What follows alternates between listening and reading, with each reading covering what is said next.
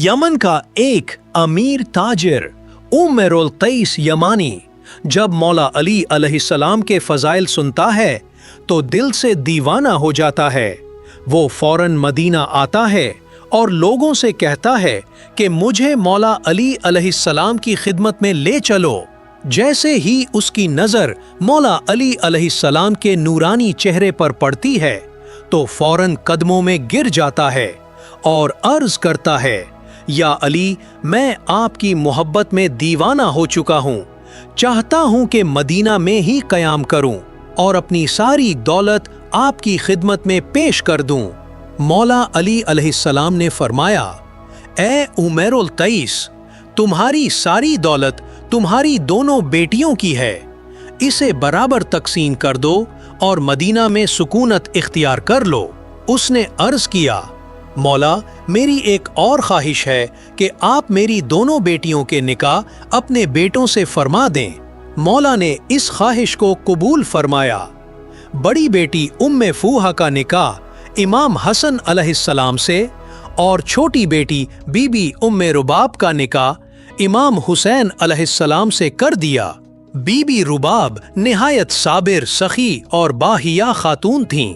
आपके दर से कोई साइल खाली हाथ वापस न जाता।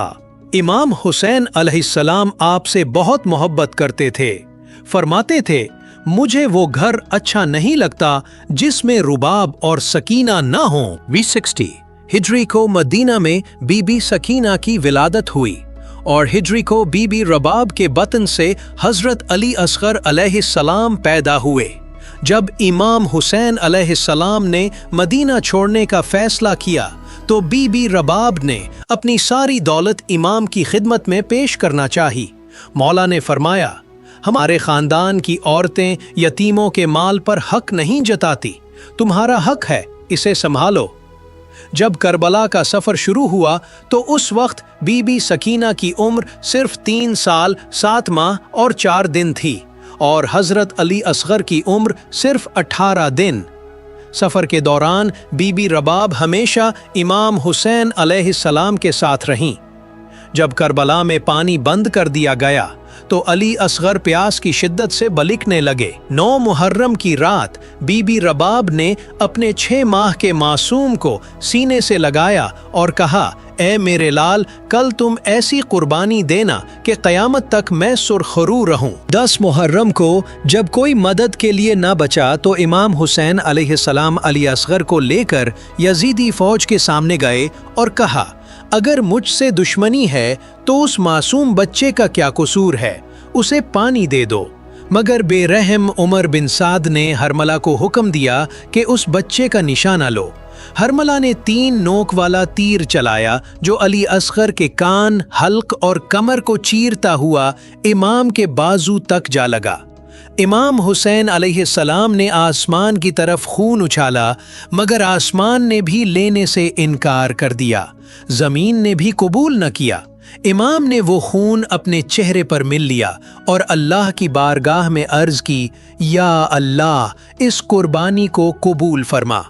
जब मौला खेमे की तरफ लौटे तो कदम रुकने लगे, दिल में सोचते कि रबाब को मासूम अली असगर कैसे दिखाऊं। जैसे ही बीबी रबाब ने पर्दा हटाया तो इमाम ने फरमाया, ए रबाब, मुझे पहचानो, मैं कौन हूँ। बीबी रबाब ने अर्ज किया, आप मेरे आका हुसैन हैं। इमाम ने अपना इबा हटाया तो अली असगर का खून आलूद लाशा नजर आया। बीबी रबाब चीख मार कर बेहोश हो गईं। इमाम हुसैन अलैहिस्सलाम ने खेमे के पीछे छोटी सी कब्र खोदी और अली असगर को दफन कर दिया।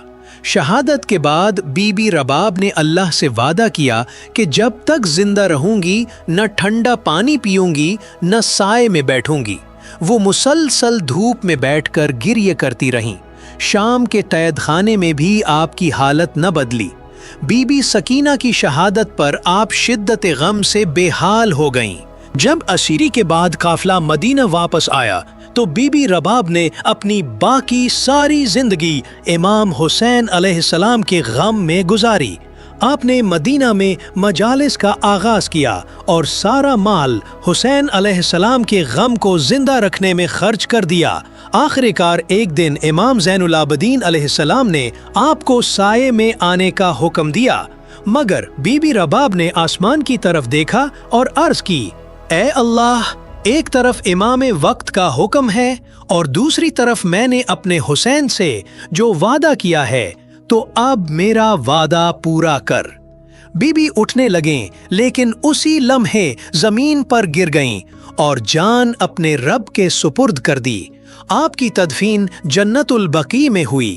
سلام ہو بی بی رباب پر، سلام ہو علی اصغر پر، سلام ہو بی بی سکینہ پر، اور سلام ہو کربلا کے تمام شہداء اور اسیران پر۔